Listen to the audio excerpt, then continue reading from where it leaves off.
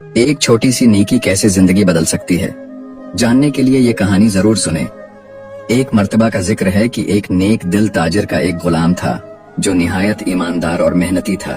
एक दिन ताजिर ने गुलाम को रकम देकर बाजार भेजा ताकि वो कुछ सामान खरीद ले। गुलाम बाजार गया, सामान खरीदा और बाकी रकम लेकर वापस आ गया। रास्ते में उसने देखा कि एक गरीब आदमी भौंका बैठा है। गुलाम को इस पर रहम आ गया और उसने अपनी जेब से कुछ पैसे निकालकर इस गरीब को खाना खिलाया। जब वो मालिक के पास पहुंचा तो ताजिर ने उससे पूछा, क्या तुमने तमाम रकम वापस ले आई? गुलाम ने ईमानदारी से जवाब दिया, जी हाँ, लेकिन मैंने अपनी जेब से एक भूखे को खाना खिलाया।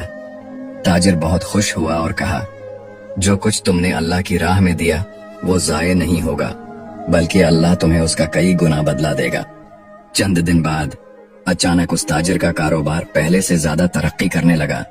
नफा बढ़ता गया और वो पहले से ज्यादा खुशहाल हो गया। वो समझ गया कि यह सब इस गुलाम की नेकी की बरकत से हुआ है।